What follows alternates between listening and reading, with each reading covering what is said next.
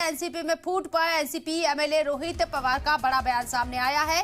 2 से 3 दिन में नंबर गेम का पता चल जाएगा। कुछ दिन में कौन किसके साथ है ये भी पता चल जाएगा। वाज़ेह रहे कि 5 जुलाई को बड़ी बैठक बुलाई गई है, मीटिंग बुलाई गई है और 5 जुलाई को 2 मीटिंगें होंगी, जिसकी एक मीटिंग की सदारत यहां शरद पवार करते हुए नजर आएंगे।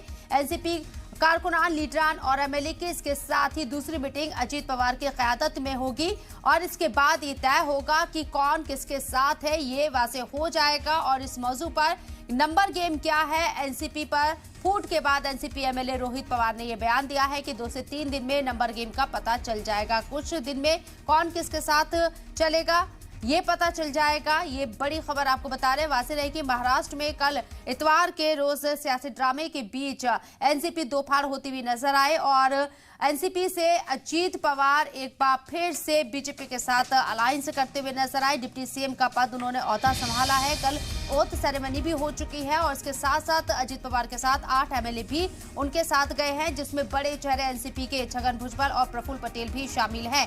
ऐसे में एनसीपी, जिसको कहा जा रहा है कि शरद पवार के जरिए की सबसे एतमाद काबिल जो चेहरा है वो खुद शरद पवार हैं यहाँ, और वो इस पार्टी को दोबारा खड़ा करेंगे। वहीं अजीत पवार नंबर गेम के साथ साथ ताकत का मुजाहिरा कर सकते हैं 5 तारीख को होने वाली मीटिंग में, क्योंकि 5 तारीख को होने वाली जो मीटिंग है एनसीपी की 2 मीटिंग होने जा रही है, जिसमें एक की क़यादत शरद पवार करेंगे तो दूसरे की क़यादत अजीत पवार करेंगे। और आज भी अजीत पवार के घर पर उनकी रिहाइश गाह पर मीटिंग बुलाई गई है। जो बाकी एमएलए एनसीपी से टूटकर बीजेपी के साथ अलायंस जिन्होंने किया है और मंत्री ओहदे की जो है, मिनिस्टर ओहदे की जो है शपथ ली है, उसमें वो लोग शामिल है मीटिंग में अजीत पवार की रिहाइश गाह में। तो महाराष्ट्र के अंदर बहुत तेजी के साथ सियासी समीकरण बदलते हुए नजर आ रही हैं। मैंने पवार साहब का स्टेटमेंट सुना है।